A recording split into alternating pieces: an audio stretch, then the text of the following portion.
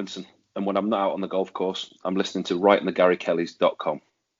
You joined Leeds obviously at a young age and played for the club for 6 years before we were relegated in 2004, and then subsequently left to move to Spurs. I guess at that time, how were you feeling? Because you were still a young player, and obviously must have been difficult seeing Leeds get relegated, but also the positivity of you being able to stay in the Premier League yourself with a big club like Spurs. Yeah, it was a really strange time. Obviously, very disappointing time for me. Probably one of the toughest times during my career. As you say, I was so young, and we'd experienced the highs of the Champions League. And, you know, we finished top 2, 3 in the league, challenging for the title sometimes, and then to be relegated. But at the time, seeing the financial situation and the off-field stuff unravel as well. For me personally, I stayed till the end. As such, if you like me, Alan Smith, Aaron Lennon, Mark Viduka really were the last ones kind of pushed out the door. But obviously, say I was at the club for a long time. I was there from 13 and I left when I was 23. So it's a club that's been very close to my heart for a long time. And I owe my football career to Leeds United. My grounding and my apprenticeship was done in the academy. And if it wasn't for them, I wouldn't have been a professional footballer. And to this day, it's still a club that's close to me. I mean, my boy's in the academy there and I'm there 3 nights a week. But for me, moving to Spurs, it was a difficult time, obviously for Leeds. They actually sold me to Spurs in the January of that year. The deal was, I went down to White Hart Lane, I had my medical agreed terms and everything, and the deal was that I'd be loaned back to Leeds for the rest of the season. But the problems at Leeds, nobody realised that they had too many players already on loan, so I couldn't go back on loan. So I ended up going back just as a permanent player because they couldn't afford to let me go at that point of the season. And you know, it was but the season before that, David O'Leary tried to take me to Aston Villa, and I made the decision to stay with my team as such in the Premier League, if you like.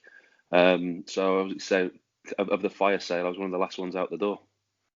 I mean, given all of that controversy and obviously everything that was going on behind closed doors at the time, a lot of people say they're surprised that it's taken Leeds 16 years to get back to the Premier League. But in some respect, can you understand why it's taken that amount of time to rebuild?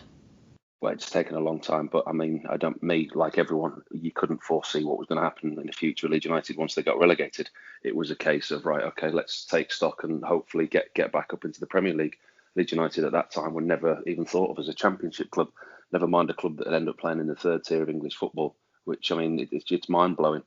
I've said before, you know, I'm very, very proud to wear that shirt. There's a lot of good players that have come through that club. Some world-class players, some of the best players in English football have played for that club. And then you look at some of the managers that have managed the club in the bad times in League 2 and League 1 and the Championship. You look at the players and managers that have represented that club, and you just wouldn't associate those type of names with Leeds United. There's a lot of players and managers that have been very, very fortunate to be associated with that club, and it's just finally nice to see them back where they belong. And you played alongside Nigel Martin, obviously, for a number of years at the beginning of your career. Was that relationship and watching him play a big part of your development as a player? Yeah, I've got a great relationship with him. Even to this day, he lives down the road. We play in the same cricket team and I have a beer with him every Saturday. It's a great relationship we have. I went from cleaning his boots to taking his place. But as I say, I still see him every week and we're still the best of friends. And as a mentor growing up as a kid, I couldn't have asked for anybody better. Subconsciously you learn from these players without realizing you're doing it. You see their habits off the field, even just the daft stuff, like you see the way he washes his gloves or the way he looks after his kit or his boots and the way he trains, the way he applies himself. You might not think, I'm going to watch Nigel today, but you're constantly soaking it in on a daily basis and you're constantly learning. And for a mentor on the field and off the field, as I say, I couldn't have had anybody better. Talk to me, I mean, you probably get asked about this in every interview that you do, but talk to me about that League Cup game against Swindon, season 2003-2004. I would imagine it's something that's stuck in the memory. Obviously, your first professional goal, penalty save, which saw Leeds progress to the next round.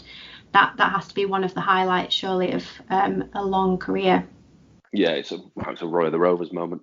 All as goalkeepers are frustrated centre forwards. We shoot against each other in training. And we try and score goals against each other. When there's crossing, we try and score headers against one another. And I've never been any different to any of the goalkeepers. I mean, I went up there for the first corner and the lads played it short, I think, and it went out for another corner. I just looked back and thought, I'm not running all the way back there.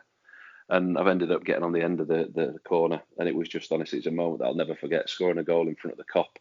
I scored another one for Spurs, but that was a fluke. It was a long kick down the field and it went in.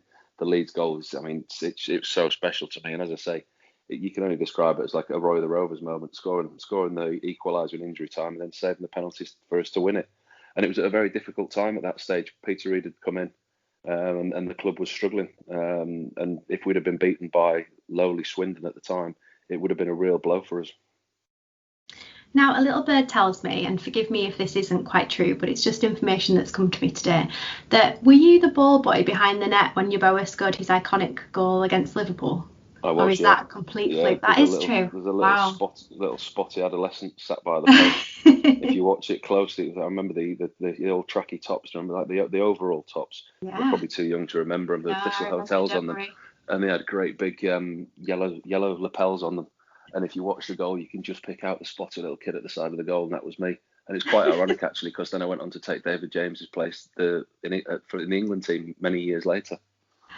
Iconic moments even before you were playing for the club. Amazing. It was great. I mean, it was the club, the way they look after you in the academy, and they've always had a very, very good academy. They allow the lads to be around the training ground, around the first team. And that's never changed. Even now, my boy, he's 12, and they go and they ball boy on a Saturday or a Sunday, whenever the game is, and they're allowed around the first team. Obviously, not in the current environment that we live in, but the way that the academy have been at the club over the years, it's been fantastic. I mean, you clearly have fond memories looking back at your time at Leeds, but is there a particular memory that stands out as a really shining moment of your time at the club? Oh, for me, without doubt, my best performance for the club was in the Champions League against Barcelona. To get my opportunity, when Nigel Martin and both him and Mark Beanie got injured. In the first place, I played when I was 18, very young, got the opportunity to play there. But the second time I came into the team, and we were in the middle of the Champions League run, I got to play at home against Barcelona.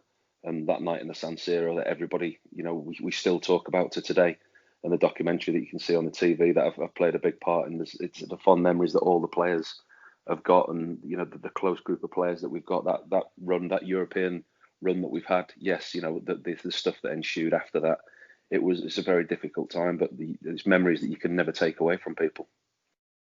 So looking forward at the current Leeds United squad, it looks as though the young Ilan Meslier is going to be Leeds' #1 keeper this season. You were a similar age when you started making those first team appearances. Have you seen much of him? What's your opinion on how he's going to fare in the Premier League this season? I think he settled really well when he came in. I think Kiko's form was up and down last season, making too many mistakes and costing the team games. And when Meslier came in, I thought he looked nervy to start with, as you would as a young goalkeeper. Seen him a couple of times in the under-23, and his distribution is one of the strongest parts of his game with his feet. And he didn't show that in the early games because he looked nervy, he looked edgy. Saw him play away at Hull and he was kicking the ball into touch when you could see the passes that he was trying to make, but he wasn't quite getting there. But the biggest compliment you can pay him is he's grown, he's got better, he looks confident, he looks comfortable, and he looks secure. There was no problem between then and when he came in at the end of the season, when he took Kiko's place. And I think the manager made the right call when he left him in at the end of the season. As to what he'll do at the start of next season, I don't know. Whether Kiko is going to be around, whether he's not. There's talk that he may leave. If he does leave, they definitely need another goalkeeper. You can't just go with the one recognised #1. Even if he stays, I still think they need another goalkeeper. You look at the way that Joe Hart's just gone to Tottenham. You look at Rob Green at Chelsea. You look at Scott Carson at Man City. They generally have an older, experienced, Englishman to tick a box in the squad. But I think if you look at the two goalkeepers that we've got, you'd need to add a third, very experienced one to the group, because Kiko, you can't rely on him 100% week in and week out. And Meslier, he's very new to the team, and there's potential that his form may dip. If that's the case, to have some kind of stability as a 2 or 3 would be a very good addition, in my opinion. I mean, you've touched on Kiko there. Obviously, the saga continues, if you like. The club have been quite quiet on it. It's been reported that while he's not on the transfer list, they are open to listening to offers should they come in. What's your take on the situation, I guess, both as someone that's close to the club, but also as an outsider looking in, about how it's all been handled so far? I think he's been a very lucky boy to keep his job, to be honest, if he was found guilty of what he was accused of. I think his punishment was far too light. There's no space for that in the world, never mind in football. And I think that the fines and bans for racism are nowhere near what they should be. We've seen players get bans for betting offences that are more than racism, which it's just completely unacceptable. There is a big stand on it now and throughout the world, and it's something that we're actively trying to eradicate and make people aware of. And I think we're getting there. But when you go back to Kiko, he got his 8-game ban, and the club kind of they stuck by him, if you like, and left him in his employment when they could quite easily have turned around and terminated his contract. So it may be a situation this summer that works for both parties if he moves on. Looking at the talent that there are in Europe in particular at the moment, are there any particular attributes you think make a world-class goalkeeper now? We've got Ederson, for example, who is renowned for being good with his feet. We've got Neuer, who's a sweeper keeper, if you like. Do you think that role has evolved a little bit since you started playing? Oh, without a doubt, yeah. I mean, when I first started playing, you put the ball on the 6-yard line and kicked it as far as you can. And that was a job as a goalkeeper. But in the time that I was in the game, it hugely evolved. And I did okay because I could play and I could my distribution was decent from the back. But the game has changed. It has evolved. And goalkeepers are asked to do a lot more. You look at the way Ederson plays, like you say, at Manchester City. His passing range and his this ability with his feet were unbelievable.